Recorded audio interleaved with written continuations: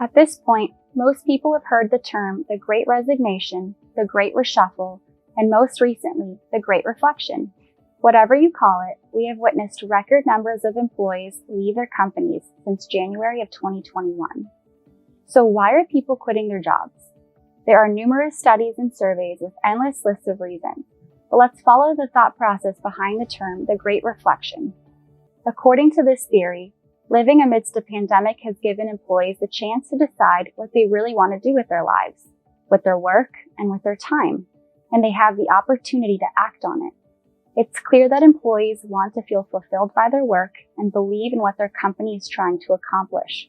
So working on strengthening your firm's culture authentically is an excellent strategy to attract and retain top talent.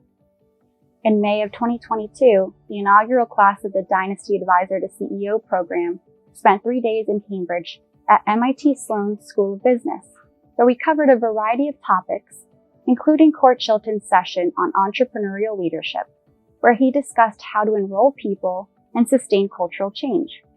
One of the items he taught the group about was the cultural web, developed by Jerry Johnson and Kevin Scholes in 1992.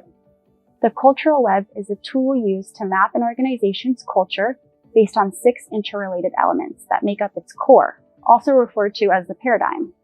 This tool is helpful in understanding your firm's current culture and can also help map out your future idealistic culture. Doing this exercise can identify where any potential gaps might be in order for your firm to attain that ideal culture. Let's review the 6 elements that cue an organization's paradigm. The first element is stories. What is often told about your firm? For example, what are the stories that you often tell to clients or new employees during onboarding? The next element is symbols. Symbols can include logos, titles, prizes and awards, even a dress code. An example can include jargon specific to the firm that everyone uses and understands. Next, we have rituals and routines. What are the organization's habits, celebrations, and rites of passage? For example, is it customary to see employees eat lunch at their desk while they work? Or do coworkers eat together in the kitchen while socializing? The fourth element is organizational structures. What are the reporting lines, decision rights, and accountabilities? For example, is the company flat or is there a hierarchy? Is it formal or informal? The next element is control systems. What are the metrics, rewards, and the criteria for hiring, firing, and promotions? For example, do these metrics show a company that reward good work or penalizes bad work? The last element is power structures. Where does the real, often informal power lie?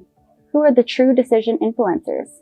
For example, even though we often see power lying at the top of the firm, there are some companies where you will see pockets of power in other areas amongst individuals or even entire departments. By completing this exercise, you should be able to get a pretty comprehensive grasp on your culture based on the elements we just discussed, and pinpoint any areas that might need to change.